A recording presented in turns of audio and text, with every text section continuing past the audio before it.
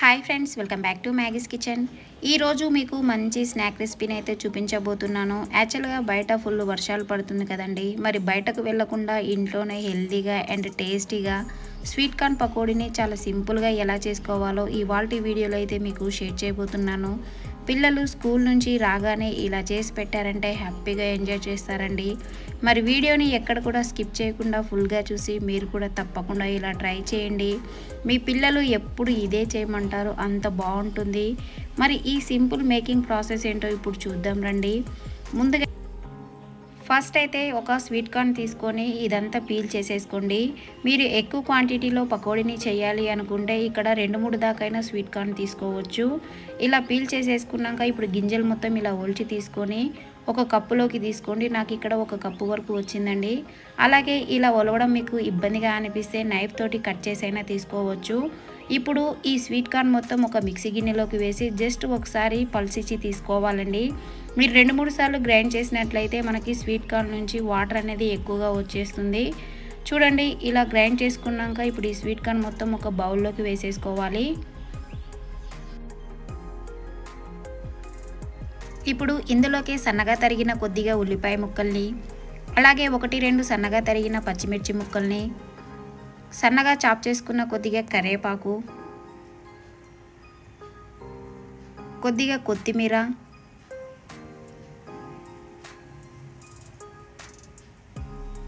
అలాగే 1/2 tea spoon దాకా ఉప్పు, 1/2 టీ స్పూన్ పసుపు,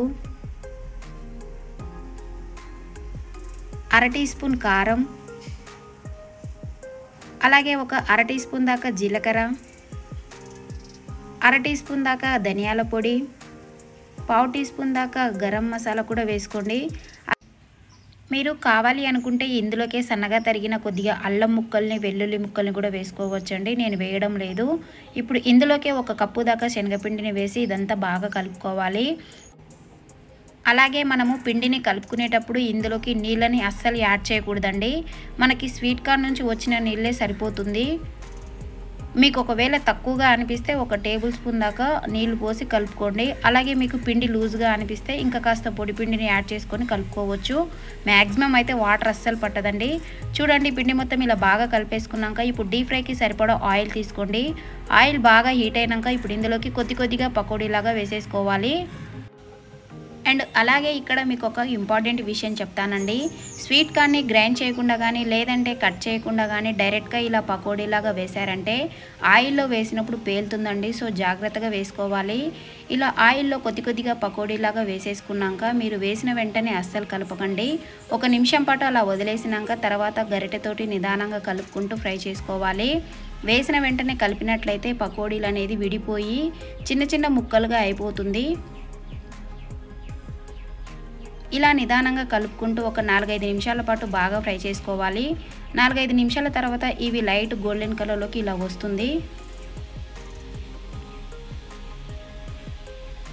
ఇలా పకోడీ అనేది ఎర్రగా ఫ్రై అయినాక ఇప్పుడు ఆయిల్ నుంచి పక్కకు తీసేసుకోవాలి. మరీ ఎక్కువగా ఫ్రై చేసుకోకండి, తినేటప్పుడు కాస్త చేదుగా అనిపిస్తుంది. అలాగే పకోడీని ఆయిల్ నుంచి తీసిన వెంటనే కాస్త సాఫ్ట్గా ఉంటుంది. ఒక 2-3 నిమిషాలకి క్రిస్పీగా అయిపోతుంది. అంతే అండి, వేడి స్వీట్ కార్న్ పకోడీ రెడీ అయిపోయింది. నేను చెప్పిన టిప్స్ని, కొలతల్ని ఫాలో అయ్యి చేశారంటే వంట రాని వాళ్ళు కానీ లేదంటే అప్పుడే ట్రై చేస్తున్న వాళ్ళు కూడా ఈజీగా చేసేయచ్చు. ఒక్కసారి మీరు ఇలా ట్రై చేయండి. ట్రై చేశాక మీ ఇంట్లో వాళ్ళు ఖచ్చితంగా ఫిదా అయిపోతారు. నాకు తెలిసి బయట కొన్నా కూడా ఇంత టేస్ట్ రాదేమో, అంత బాగుంటుందండి దీని టేస్ట్. సో అలాగే పిల్లలు ఈవినింగ్ స్కూల్ నుంచి రాగానే ఇలా స్నాక్స్గా చేసి పెట్టినా కూడా చాలా బాగా ఎంజాయ్ చేస్తారండి. మా మ్యాగీ అయితే టమాటా కెచప్తో చాలా బాగా ఎంజాయ్ చేసింది. మరి మీరు కూడా తప్పకుండా ట్రై చేయండి. మరి వీడియో నచ్చితే లైక్ చేయండి, షేర్ చేయండి. ఇలాంటి ఎన్నో సూపర్ అండ్ టేస్టీ రెసిపీస్ కోసం మన ఛానల్ని సబ్స్క్రైబ్ చేసుకోండి. Thank you for watching.